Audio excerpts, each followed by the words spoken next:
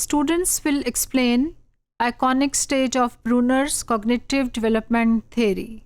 Sometimes this stage is also called the pictorial stage. So information is just stored in the form of pictures or the icons, and you can say usually the icons are like the pictures in the mind.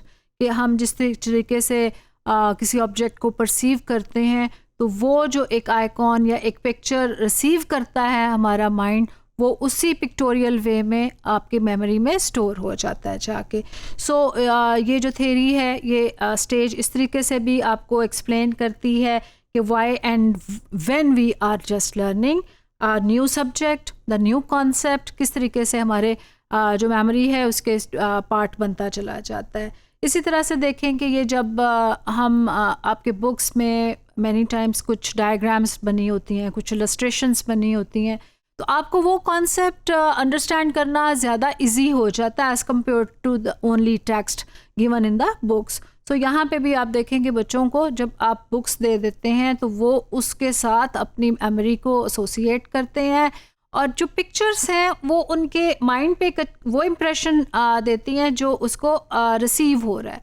वो तस्वीरों के ज़रिए से अपना एक concept बेहतरीन अंदाज में डेवलप कर लेते हैं. अगर आप एक स्टोरी बुक एक बच्चे को देते हैं और उसमें डिफरेंट पेजेस पे डिफरेंट कॉन्सेप्ट्स दिखाए हैं, वो घर से निकला, तो अगर आप रियलाइज़ करें तो बच्चों को कभी बुक के साथ बैठें तो वो अपनी स्टोरी लाइन खुद डेवलप कर रहे होते हैं. और हर बच्चे की being the individual different from each other, वो एक नई स्टोरी लाइन, नया कॉन्सेप्ट आपके सामने नज़र आता है.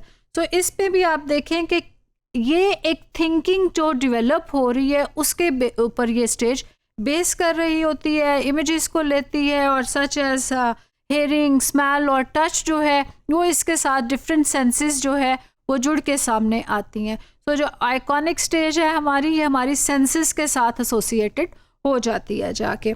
So this stage also involves the internal representation. यहाँ पे अब जो डेवलपमेंट है वो इंटरनल रिप्रेजेंटेशन की है कि इमेज जो देखा वो उसने अंदर क्या आपने उसको डेवलप किया. तो जो बच्चे चीज़ें देखते हैं, जो बच्चे तस्वीर देख रहे हैं, बुक्स में आपको वो कार्टून्स अगर नज़र आते हैं, तो यहाँ पे उनकी इंटरनली जो ऑपरेशंस हैं वो स्टार्ट होते हैं, और वो उसको कि कोई एक मीनिंग दे रहे होते हैं उसके साथ साथ. एंड फॉर एग्जांपल जो हम देखते हैं कि अगर जो एक बच्चे को कहें कि कोई ट्री बनाए, तो वो कैसा ट्री बनाएगा. उसने एक ट्री अगर अपने घर में देखा, या उसने अगर एक दरख्त अपनी बुक में देखा, तो जब वो ट्री बनाएगा तो आप रियलाइज़ करेंगे कि उसका ट्री रिजेंबल करेगा जो पिक्चर वो देख चुका है जाके.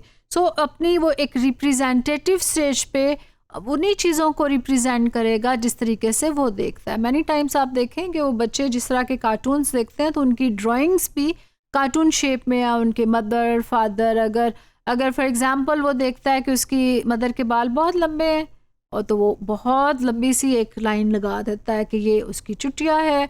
And for example the father is beard one, तो उसके साथ वो दाढ़ी या कुछ इस किस्म का ड्राइंग करता है कि उसे कॉन्सेप्ट क्लियर होता है कि उसने जो देखा वो कैसे रिप्रेजेंट कर रहा है.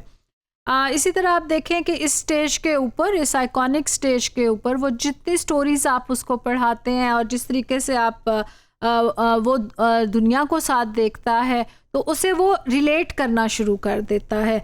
सो अगर उसे आप स्केरी आप कुछ डराते हैं, या कुछ आप उसको खौफनाक किस्म का स्केरी कार्टून दिखा देते हैं, वो उसको विजुलाइज करेगा कि अच्छा ये रियल वर्ल्ड में है, इसका ये भी मुझे कहीं से निकल के आ जाएगा. सो यहाँ पे आपको बहुत सारी चीज़ें आप बच्चों के अंदर ऑब्ज़र्व करते हैं कि वो जब उनको कोई चीज़ दिखाई जाती है, या जैसे रूटीन में हमारे घरों में बहुत सारे डिफरेंट चीज़ों से बच्चों को डरा दिया जाता है. पुलिसमैन आ जाएगा, तो उनके माइंड में ये है कि अच्छा जो पुलिसमैन है मैंने देखा है उसको, और वो मुझे उठा के ले जाएगा. सो बहुत सारे एग्जांपल्स वो इन आइकॉनिक रिप्रेजेंटेशन अपने माइंड में देते हैं. उसको एक मीनिंग देना शुरू करते हैं और वो रियल सेंस में समझते हैं कि जो स्केरी पीपल हैं जिससे आप डरा रहे हो उनको, या उसका कोई अच्छी चीज़ भी बता रहे हैं, तो वो उसी तरीके से जो ऑब्जेक्ट्स है उनकी तस्वीरों के ज़रिए उसे परसीव करना शुरू कर देता है।